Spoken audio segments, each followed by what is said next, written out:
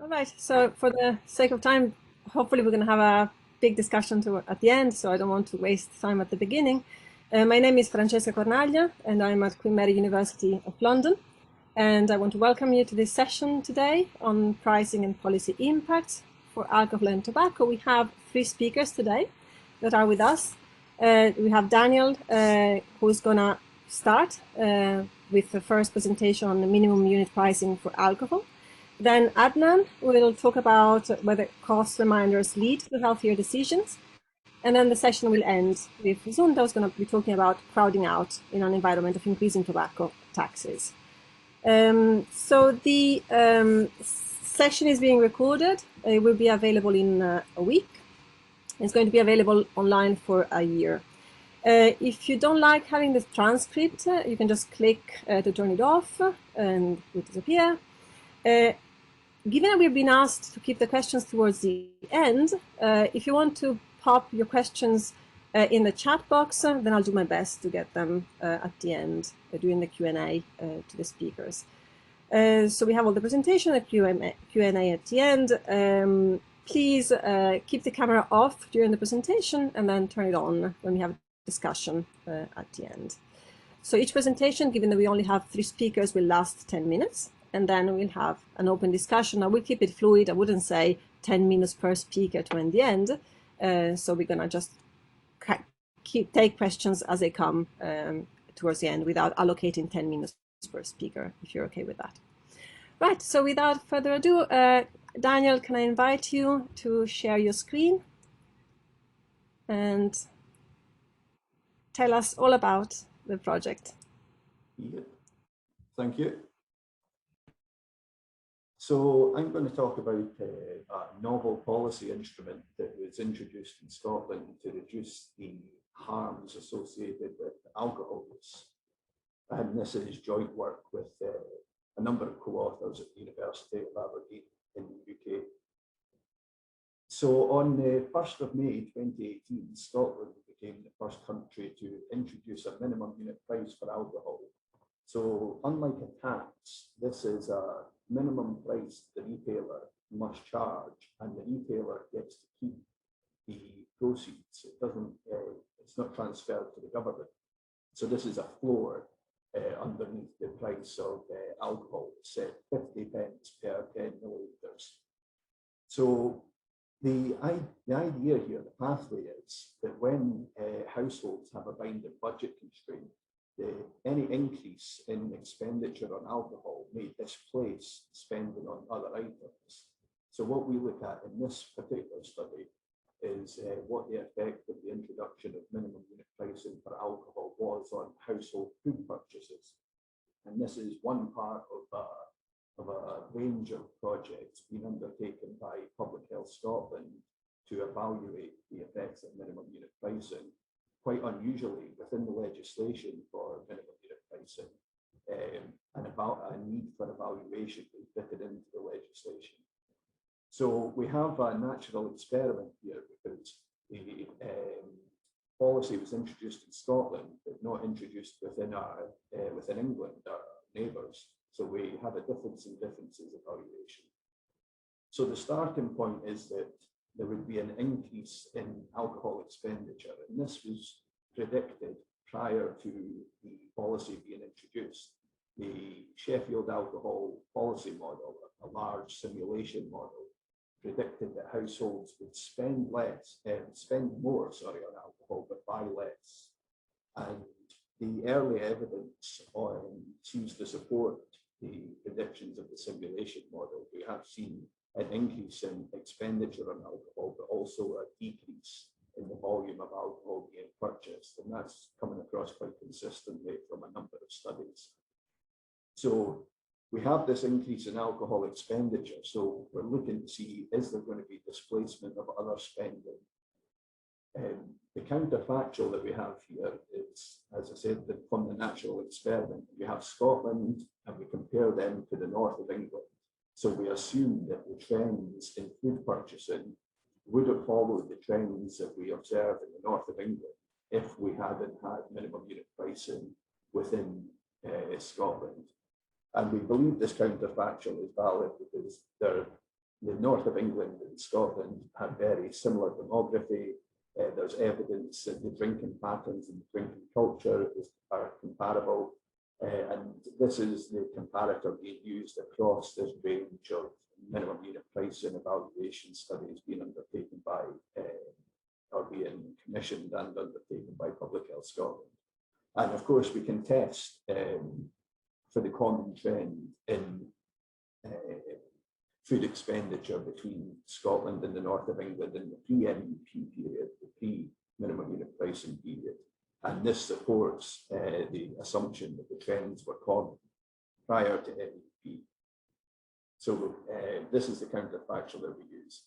Our data set is the Kantar World Panel, which is product level microdata. So households record every product that they buy. They take them home, they scan the barcodes, and they also send in their till receipts. And from this you get all sorts of pricing information, volume information.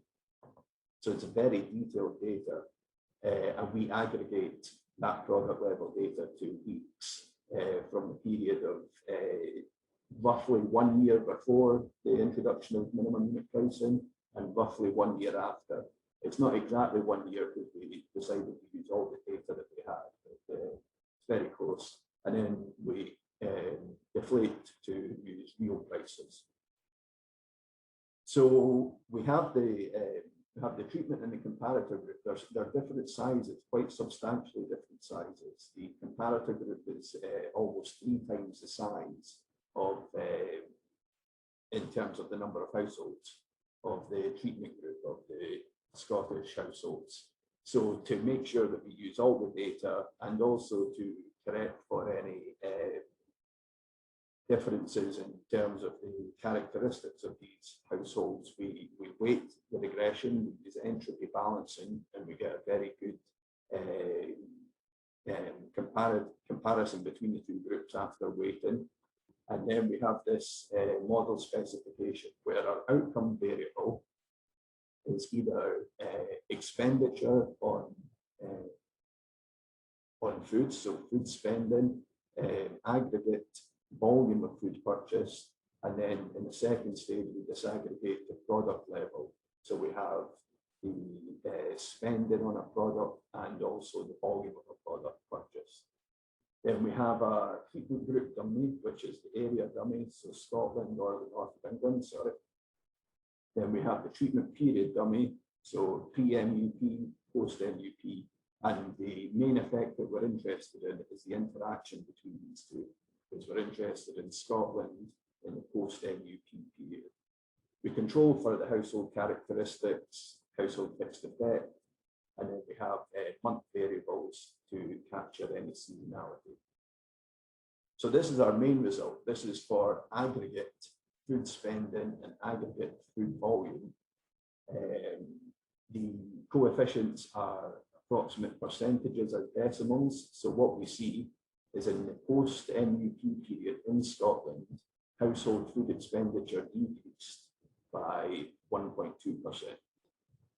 So this is roughly £1 per week at the mean. And we also see a slightly smaller reduction in food volume, 0.9%. And we have less precision in that estimate as well. This is only that for food volume, it's only statistically significant at the 10% level only. When we then start to look at food categories, we see a pattern of changes in the food categories that look somewhat undesirable. So here I've used only the food categories where there's a statistically significant change at the 5% level in either spending or volume purchase. So we see declines in dairy, which is blue, fish, which is red, cereal, which is green, fruit and vegetables, which is yellow. And we see an increase in expenditure on crisps and snacks in the post-MUP period in Scotland. So the spending changes are often larger than the volume changes, as we saw in the aggregate expenditure. And for fish only, the spending change was not statistically significant. but the volume change was. And when we convert these to roughly the cost, the amount of expenditure change at the mean, the largest changes in fruit and vegetables, which is roughly 17 pence per week, which is equivalent to 1 banana per week per household. So it's quite a small change. It's an undesirable pattern, but even the largest change is quite small. So in summary, we found this annual reduction in household food expenditure of £52 per week in Scotland, following the introduction of MEP, which is quite a bit larger than what the change in spending on alcohol was predicted to be by the policy simulation. We have this undesirable pattern of changes with decreased spending on things such as fish and fruit and vegetables, increased spending on crisps and snacks. But in all cases, the effects are relatively small, and particularly when we go to food volume, the effects are only statistically significant, often at the 10% level, so quite uncertain and imprecise. So in terms of the implications, we think that policymakers, they should remain aware that there may be displacement of other spending by increased spending on alcohol following the introduction of minimum unit pricing. But at the current level of the minimum unit price, 50 pence per unit in the UK, that's unlikely to generate substantial unintended consequences for health through food purchasing. But of course, it's possible that a higher level will generate larger results. And if the larger changes of a higher level of MEP follow the same pattern in terms of the categories of food that are affected, then this increases the chance of there being unintended consequences for health. Thank you. Thank you, Daniel. I didn't interrupt you because the timing was perfect, so I didn't need to raise my hands or interrupt you at any point. Thank you so much. Let's now move to the second talk, so then we can have a discussion at the end altogether. So Adnan, if you're ready, if you could share your slides. Thank you, Francesca. We are ready. Okay, yeah, thank you for having me here. Let's move away from Scotland to Bangladesh in this study. So here I'm presenting essentially an RCT where we try and look whether nudges eventually lead to a reduction in tobacco intake in a particular study site in Bangladesh. So quick context in Bangladesh, it is one of the top 10 LMIC's countries that are in concern regarding smoking. And we have roughly 37 million tobacco consumers in Bangladesh, 21 million of whom are rural. And the Bangladesh case is kind of unique because Bangladesh has been having actually a decreasing real prices of cigarettes and due to very strong lobbying against tobacco taxation within the country. So the typical tools that we have in terms of increasing taxes to combat tobacco has not been effective.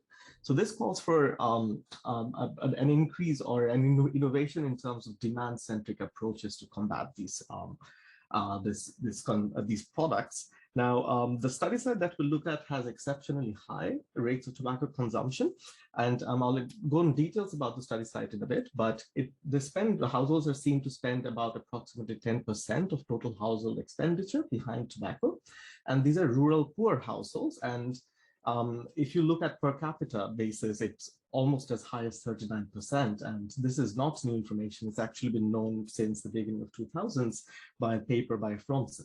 So the study context that we look at is in the northern part of Bangladesh, and these are all riverine islands, so rural riverine islands that we locally call chores.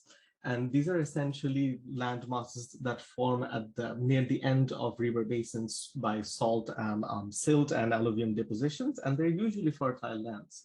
So people who are poverty engraced and who are landlessness, they tend to move here for settlement. Okay, so quick map of the study location. Now, the design that we have, it's essentially, we select 107 of these riverine islands from Gaibandha district, and then we randomly break them out into 3 groups, which one we have a control, 1 treatment, and 2 treatments. So the first treatment is a logbook treatment, and I'll explain that in a bit. The second is a poster treatment.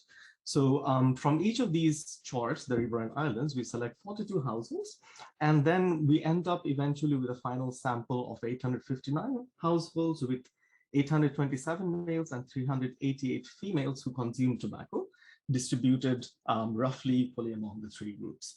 The baseline happened in November 2018 and the end line in February 2019.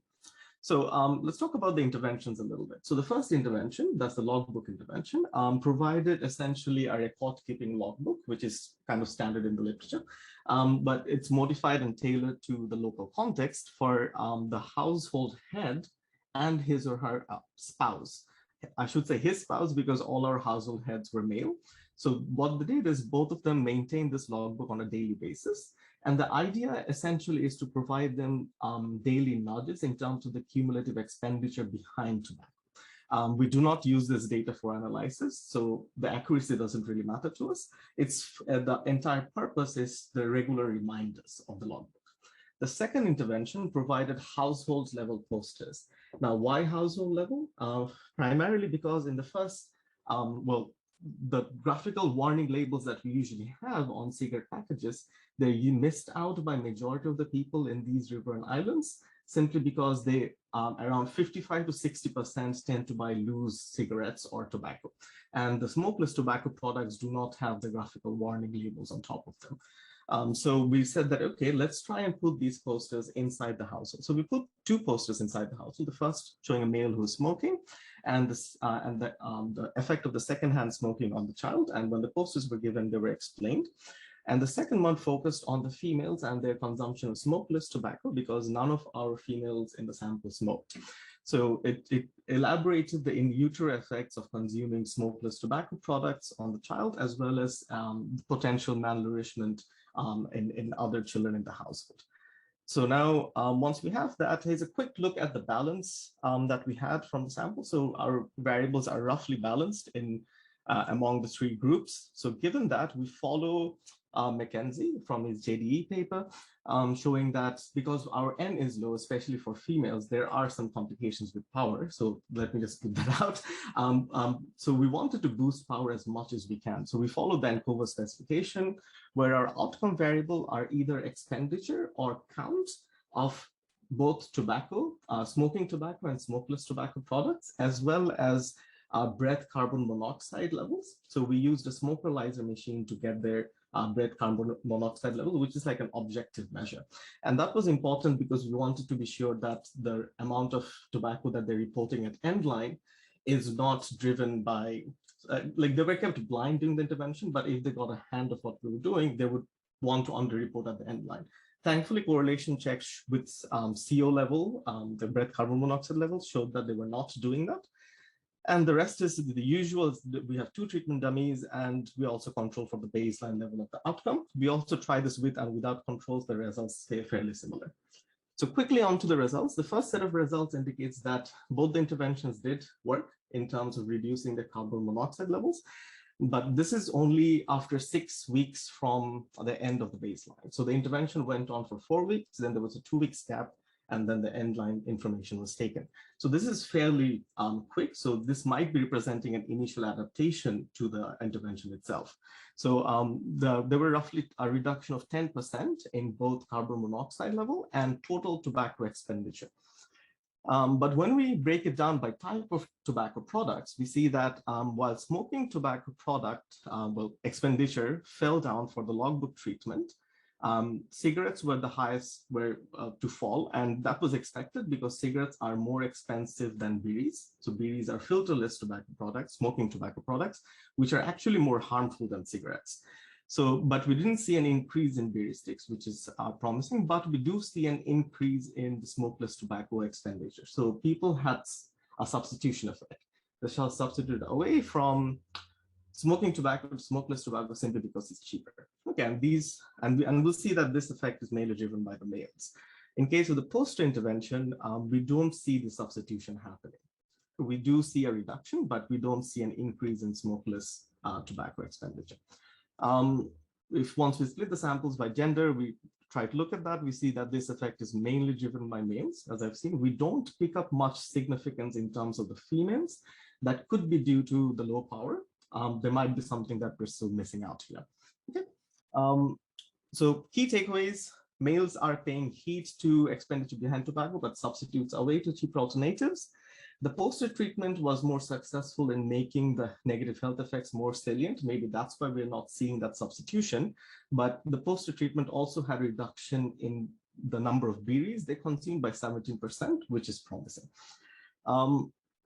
Now, we look at heterogeneity of the results across a number of dimensions. I won't focus on all of this, but I'll just point out the key takeaways from what we get. Essentially, what we see is that the logbook treatment had larger effects on male participants with greater risk-averse attitude, who had a lower number of lifetime chore relocations. That is essentially their households often have to relocate from one river and island to another. And this can happen multiple times, like 10 times or 6 times over a person's lifetime, simply because of river erosion and land erosion. And also people who spend higher proportions, they had the effect was larger on them. The poster treatment, on the other hand, had a larger effect on people who are more patient, more educated, had some form of schooling, and those who had children less than 5 years of age within the household. And both the posters focus on this intergenerational behavior. So we do see that effect. Limitations, of course, no placebo group. So some of the effects we pick up might be due to solely having an intervention at all. Sadly, the results are just from a 6-week period. We wanted a longer end line, but sadly had to defer that due to COVID. Again, for females, a larger sample is ideal. And we don't explore the positive externalities from this reduction in expenditure behind tobacco. They might be reallocating them to some other purpose, which we don't really explore. And finally, obviously, we cannot claim external validity simply because of the uniqueness of the location. So in conclusion, it's a cautionary tale to policymakers. When cheaper alternatives to addictive goods are available, nudge-based interventions founded on financial incentives might not be a good idea. And we wanted to focus on this because there are a number of this happening in Bangladesh right now. And of course, in terms of future exploration, we might be able to leverage Japan's concern for the children in order to promote healthy decision-making behavior. Okay, thank you so much. Thank you so much, Adnan, for such an interesting talk, and to you as well. Thank you for being very respecting the time you were given.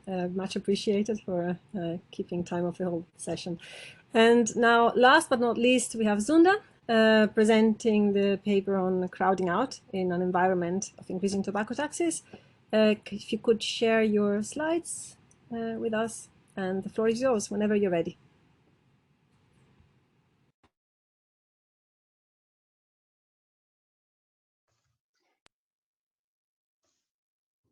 Okay, is that clear?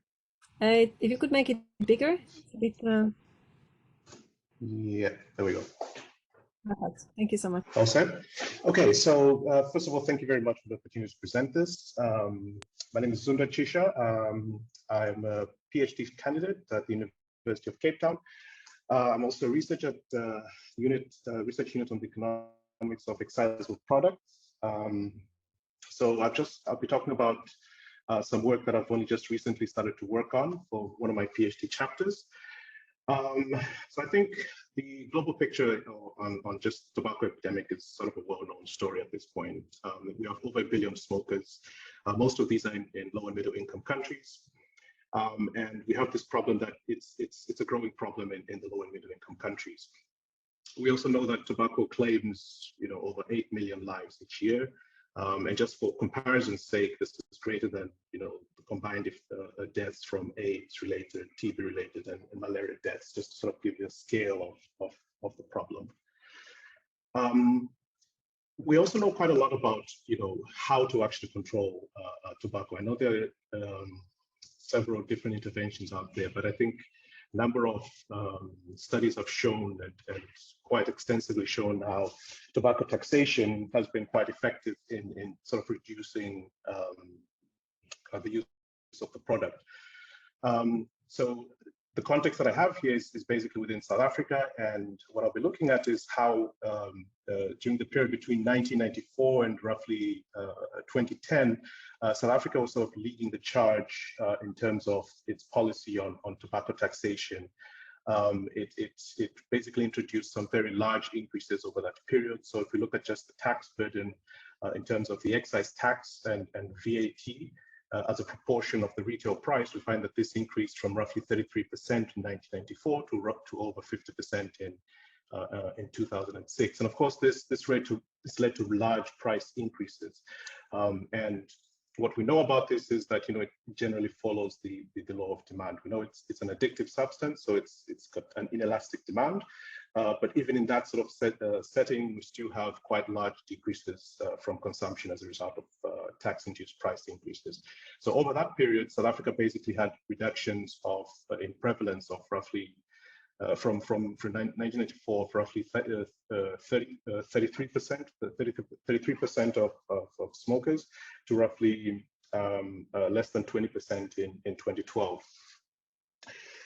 But this is not the full story. What we know about these reductions is that it's driven largely by two factors. One is the reduction in prevalence, and the other is reduction in intensity, so the amount of cigarettes that are actually smoked, right? So we know from this that following a tax increase, we still have some smokers that still continue to purchase the product, and so this might lead to increased financial burden in households, leading to what we call crowding out of or displacement of household expenditures. So my question is basically trying to figure out, over this period that South Africa was implementing these large tax increases, how was the evolution of crowding out taking place simultaneously over that period? Just to sort of give a sense of what was going on in a bit more detail, the graph I have here basically has, the years at the bottom on the x-axis. On the left, we've got prices in real prices in 26 prices, and then on the right we've got the consumption of cigarettes in packs. So the blue bars indicated over this period I've highlighted between 94 and about 2010 basically show you how the price increased over that period. And what you see is that there were quite large increases over that period, largely induced by excise tax increases in the orange bars just below that. And of course, this led, as I said, to decreases in consumption indicated by the graph going down here. So it's a typical story of the law of demand basically at play here. Fortunately, in terms of trying to answer the question at hand, we have three surveys that took place over that period. So South African Stats Agency basically implemented 4 surveys actually, but I'll be focusing on 3 surveys between 1995, 2000, 2005, and 6, the income and expenditure surveys. There are a couple of differences in how these surveys were conducted, which presents some sort of data challenges in trying to make sure that the data sets are all comparable for the period. But basically, after a bit of manipulation, a bit of cleaning and so on, we come to a point where the data is comparable to the point where we're able to conduct this analysis. But I think some of these changes that took place were, for instance, methodological changes in terms of how the expenditure data was collected using just recall in both the 1995 and 2000 periods, and then both diary and recall in the 2005-2006 surveys. And then, for instance, the length over which the survey data was collected also changed. It was only over 1 month in 95, over 5 weeks in 2000, and basically over a year, with repeated sort of visits to households over that year in 2005-2006 period. So this is why you have 95 is only 95, but 2005 is sort of over a 2-year period or so.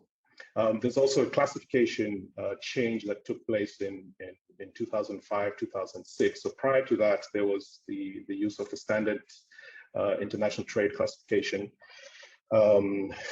which is sort of an older version of what's currently called COICO, or the classification of income of individual consumption by purpose, or COICOP for short. So basically, these are some of the changes. There are a few more other changes that haven't indicated here, but I won't go into details of that. But some of them are sort of more methodological and potentially more troubling in some sense. But as well, I think those were also dealt in a bit more detail in another chapter that I'm dealing with on this. So in terms of how to actually approach this question, I basically just follow a typical difference in difference strategy and try and estimate the average treatment effect using this OLS specification here. So WIT is basically just the monthly budget share of category. So expenditure categories, I have 12 categories indicated or captured based on COICOP. So basically food, tobacco, alcohol, clothing, education, utilities, transport, communication, healthcare, household goods, recreation, and a miscellaneous category. And each one of these surveys, basically, each one of these categories basically follows the same exact sort of specification. And what we're interested here is a couple of things. We're interested, first of all, in obviously the average treatment effect, which is this tower indicated here. And it's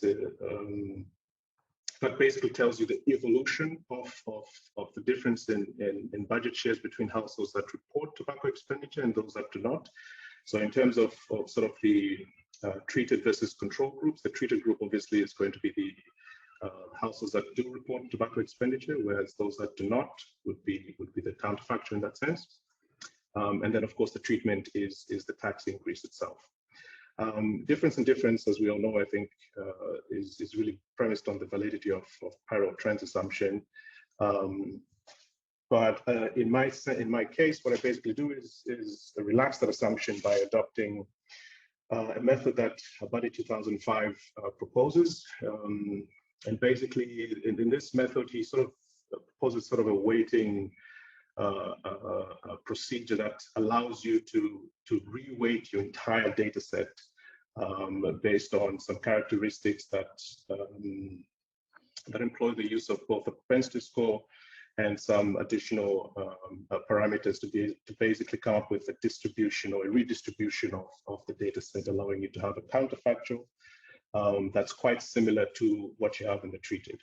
All right, so the distribution sort of pan out in quite a similar way to what you'd have in a propensity score matching method. So in terms of trying to get back to the question and how this... You have 1 more minute to go. Oh, okay.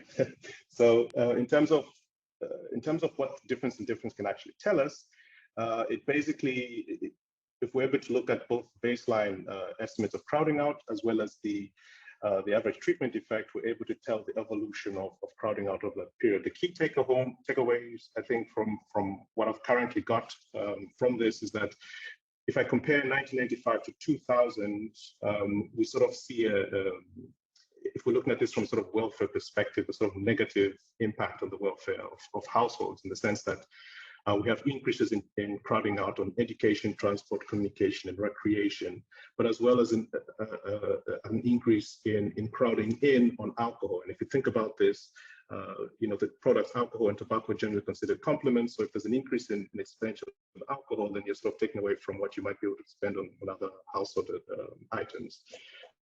The opposite is true for the 2000 to 2005-6 comparison, where we see a decrease in transport, a decrease in crowding out on transport, healthcare, and recreation, an increase in clothing, and also a decrease in crowding in on alcohol. So sort of an opposite effect there.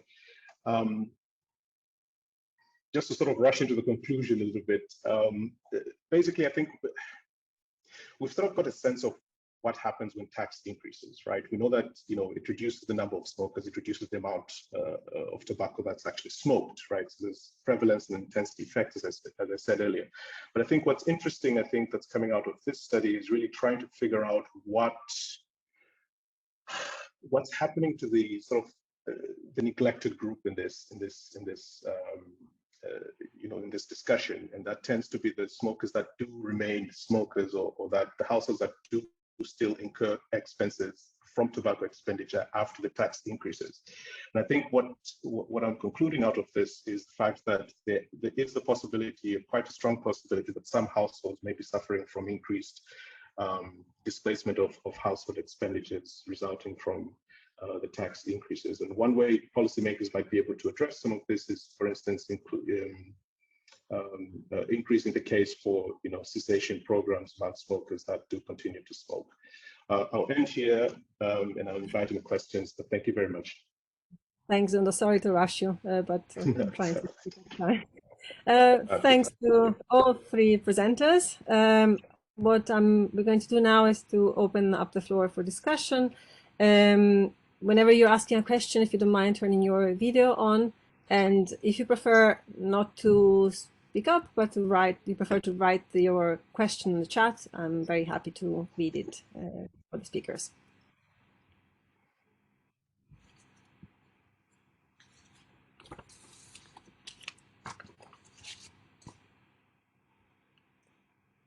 If there's no question coming up, I think I'll just kind of ask a clarification question to Daniel. When you talk about purchases, is it just in supermarkets? Is it corner shops? Is it where are these purchases that you keep track of?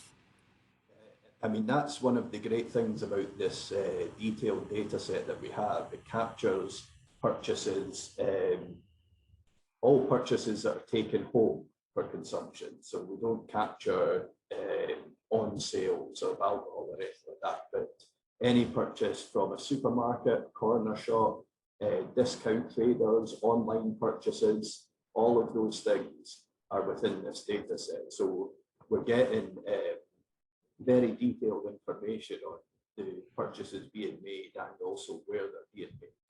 And that's it's one thing that we're considering looking into a little bit more, because when you get this minimum unit price for alcohol, what it does is it reduces, to some extent, or potentially reduces the competitive advantage of supermarkets to have a much lower price than, say, a corner shop. And so this is one potential explanation for why you see this increase in crisps and snacks. Because when you go into these smaller shops, you've got the crisps and snacks are right there next to the alcohol, whereas in the supermarket, there's actually legislation that sort of separates where they can be. So it's one potential explanation there. We've not looked into it yet, but we do have this information. That's why I was asking, because I was thinking exactly what you just said. I think it would be really interesting to allow you to kind of maybe explore the mechanism a little bit more, because the structure of different supermarkets gives different incentives to people. And as you were saying, so this corner shop, but it's really an amazing data set. I mean, I would encourage you to explore that, because I haven't seen anything actually exploring this nudging behavior of sellers. And this could be also a policy implication coming out from your data. So, we know from marketing, sorry. Yeah, sorry. We start to look at the effect on prices in the data, because the minimum unit price is retained by the retailer. This gives options to change the pricing structures. Now, of course, smaller shops won't look to change their structures as much. They don't have as much flexibility or margins and things, whereas larger retailers may look to discount certain things, certain other things to get people into the shop, where they also then buy the alcohol. So we do look at prices also as one sort of proxy of change in supply side, change in the supplier behavior. So yeah, we're looking into all these things. Well, we're planning to look into some of these things anyway, because we do have incredible purchase level data. I can see that Zunda has his hand up, but just hold on a second. A very quick question to just close this, because we know from the marketing literature, for instance, that placing a product at eye level it's more expensive because it sells much more.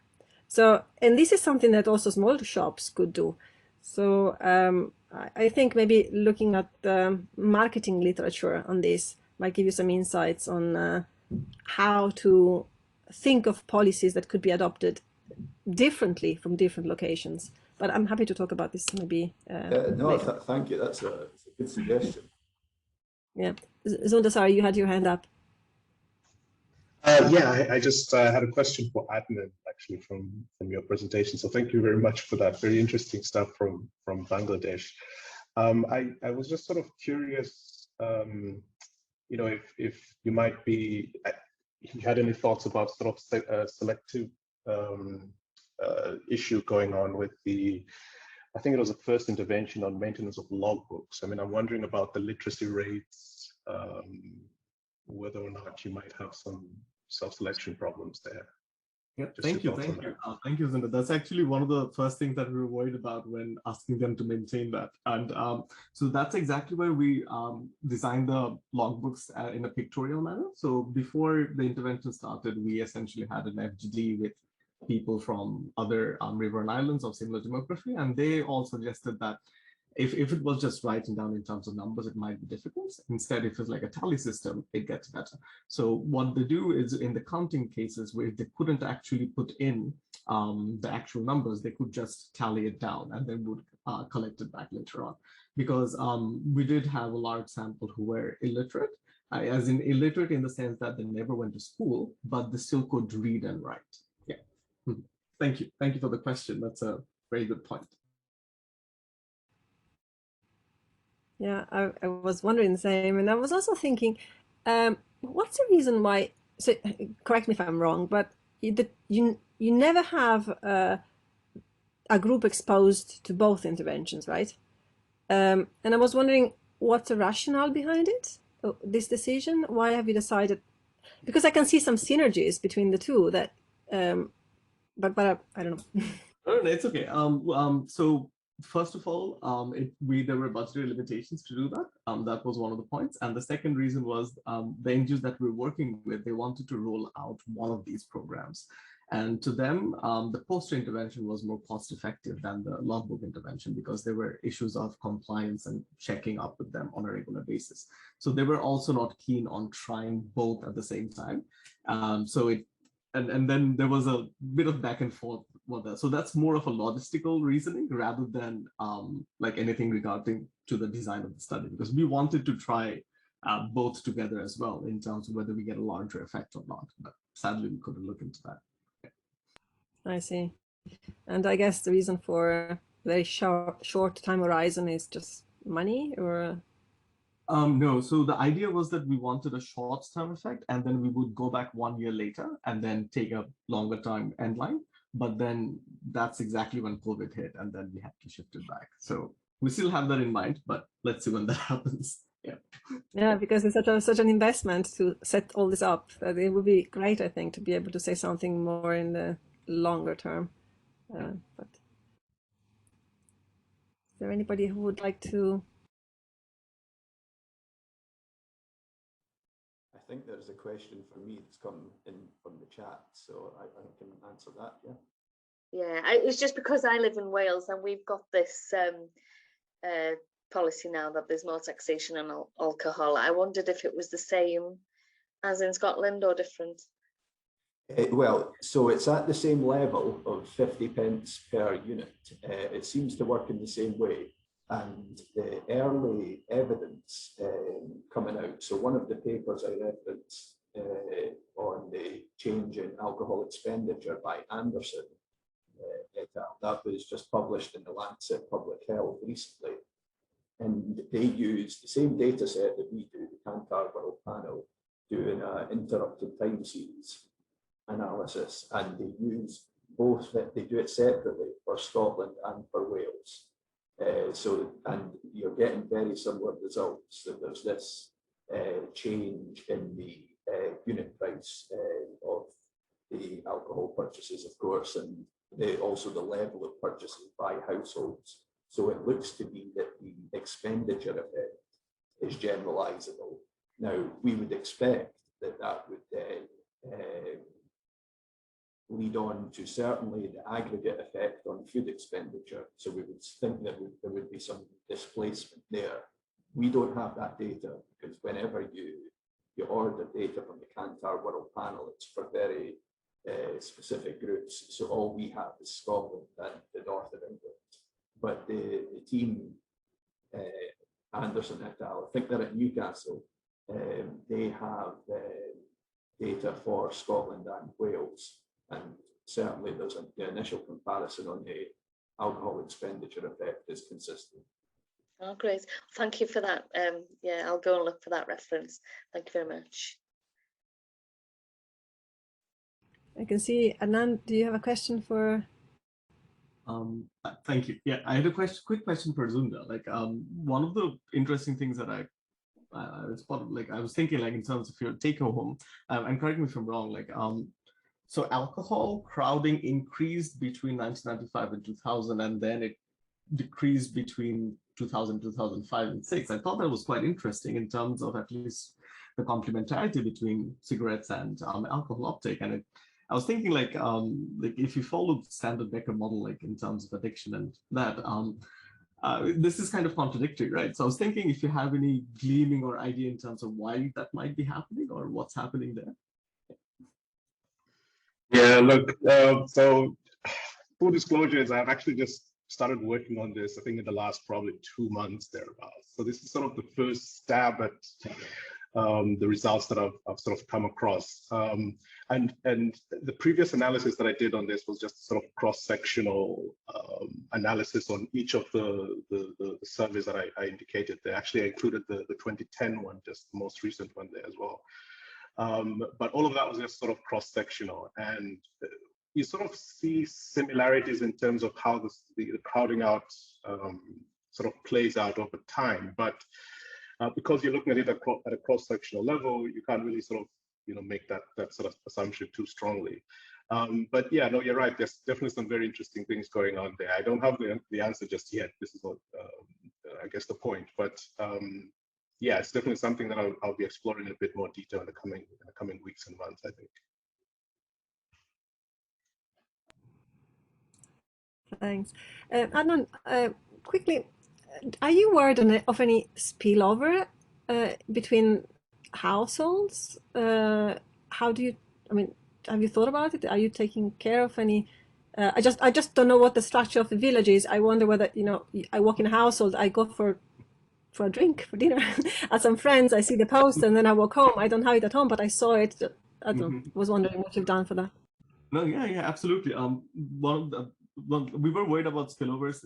That's exactly why we had the clustered city approach, because these islands are quite small. Like each island houses about anywhere between 80 to 100 households max. So what happens is that like the randomization happened first at the island level, and then within the islands selecting 42 households, and the treatment allotment or the control group allotment happened by island. So that's why we don't expect that many spillovers.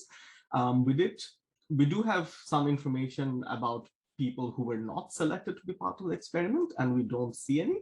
However, I think that mainly happens because transportation between the islands is not that good at all. I think that really helped in Yes. terms of the design. Yeah. How do we explore issues with communication for our advantage? Yeah. Yeah. Thank you. Yeah, that was something we were concerned about. Yeah. Is there any other question? I'm aware that I'm kind of, yes, Linus. Yeah, hi. I was just, I was just very intrigued with what Adnan said about the non-smoking tobacco products being worse for you in terms of health, but that more women did that. And that was, for me, that was totally new information, but mind-blowing. And, I'm just wondering if those non-smoking products should be just banned because they're that bad, or what do you think about that? Ideally, that would be ideal, but it's so ingrained in the culture, in the rural culture, especially in terms of hospitality and other cases. I don't see that happening. Like smoking is a cultural taboo for females in these rural regions, so they don't do that. So in the end, they're resorting back to these kind of products, and that's actually worse. So, but that would be ideal. Like even taxation would be a brilliant strategy on them, but sadly, no, I don't think that's going to happen. Yeah. No. And how about you know, in COVID times, do you think that the number of smokers would have reduced in COVID times? Because I think just by living in Wales and you know, listening to the media and stuff, it feels like people have stopped smoking because of COVID. But I don't know what the situation would be there. Yeah, that's difficult to comment on without actually, with the data or being there. So I would hope so, but honestly, I don't know. Yeah, so maybe when you do your 12-month longitudinal study in the future, post-COVID, maybe you'll see there's a massive difference in the amount of cigarette smoke. Yeah, Who knows? that's we're incorporating a COVID module since we're going to have the second line post-COVID. So we're hoping we're going to see some of the COVID effects come out as well, but that might affect the overall intervention design as well, and that's something that worries us. Thank you for the comment. Okay, thank you. You can see that, Zuna, do you have another question, or is it a legacy hand? And then Dominique. Sorry, I think you're muted. Sorry, I was muted. Yeah, got it. So I was just going to comment on Linus. I hope I'm pronouncing that right. But your comment around banning the product. So typically, from just general economics sort of point of view, if the product's already on the market, it's already been used quite widespreadly. Banning it just pushes it underground. That's typically what happens. We've seen that countless times. We've seen that with you know, prohibition in the US. We've seen it quite recently in the South African lockdowns, right? So we've got some studies that took place when South Africa first introduced lockdown early last year, about March thereabouts. And so we had some colleagues of mine in the unit I'm working with did a kind of before-after study looking at, you know, what was the impact. So the lockdown, basically, one of the restrictions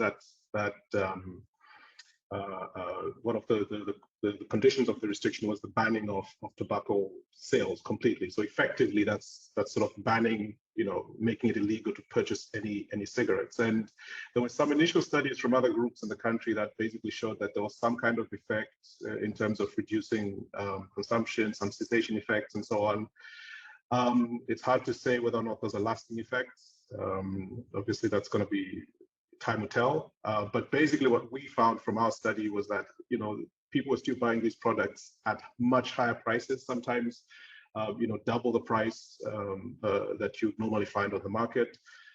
We also found instances where even just the whole quality effect, nobody was really caring about that. They knew that effectively it's not the same sort of quality of cigarette that they've been normally purchasing, but even in that state, they would still go ahead and buy it, you know. So that basically just shows you it's a hard to crack habit, but also the fact that, you know, when you ban things, you're just entrenching illicit trade in the product more likely.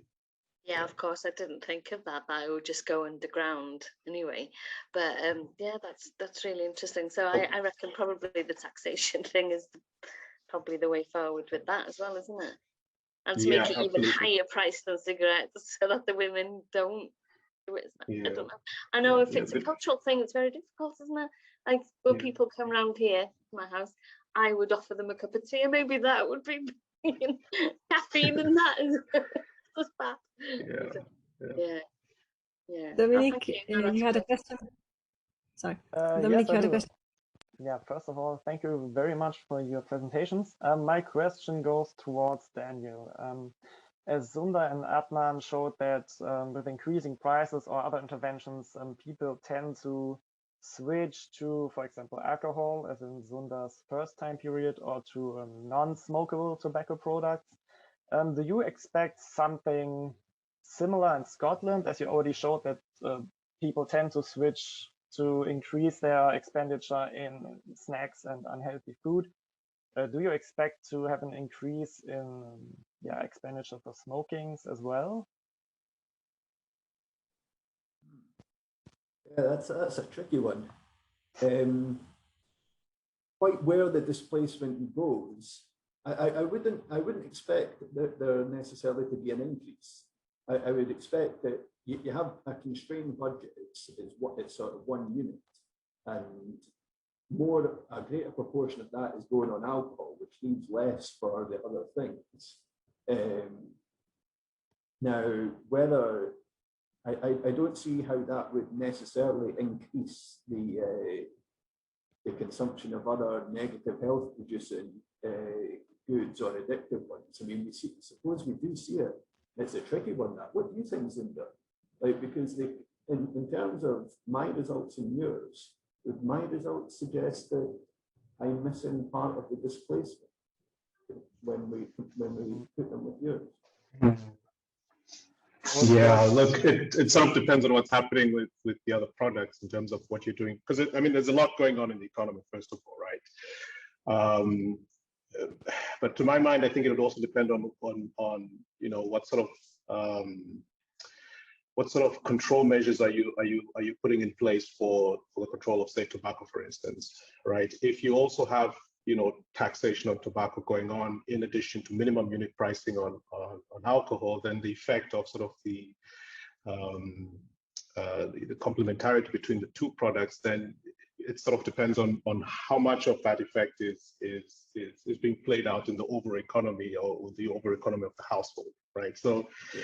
Difficult question, right? I mean, so economists, we always talk about, you know, on one side, but then on the other hand, so I mean, at this point, we need to sort of have all the variables, all the important variables, I think, that would ultimately determine the household budget decisions, right? Yeah. That's going to be, that's going to be sort of my take on that. Yeah, when not very good answer, but I hope it helps.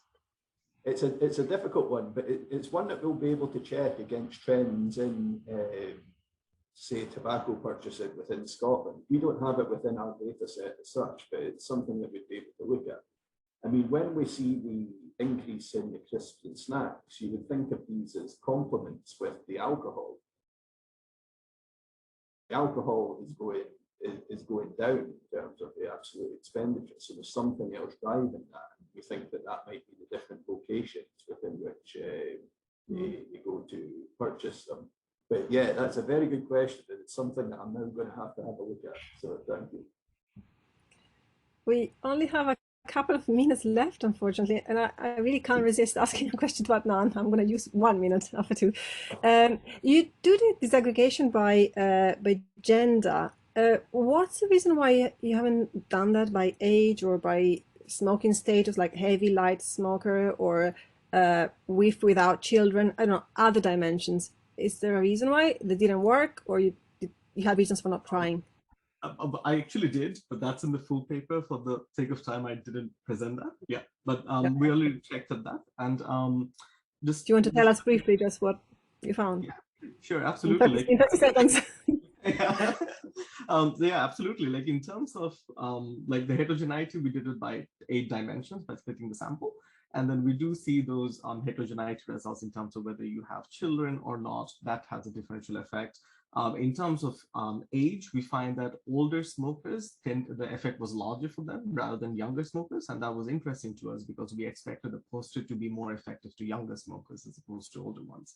But it seemed like older smokers have more conscious mind in terms of having children less than 5 years of age. So that was interesting. And some of the dimensions we couldn't break it down simply because the power then goes down way too much. But we do find that also that the intervention was more effective on agricultural workers, and which is good news for us because 56% of the people in the River and Islands are agricultural workers. So that's something that really helped us. Yeah, thanks. I don't know about you, but I have lots of other questions, but unfortunately we've reached the end of the session and we have to close. But as you may know, there's a possibility of interacting on the platform, and given that we have 2 more days of conference, we may want to kind of take advantage of that, or maybe have some coffee time together. I had other questions for Daniel, for instance, as well, that unfortunately we can't ask today. Well, thank you all for attending. I really enjoyed being with you for this last hour, and I hope you enjoy the rest of the conference, and see you soon. Thanks.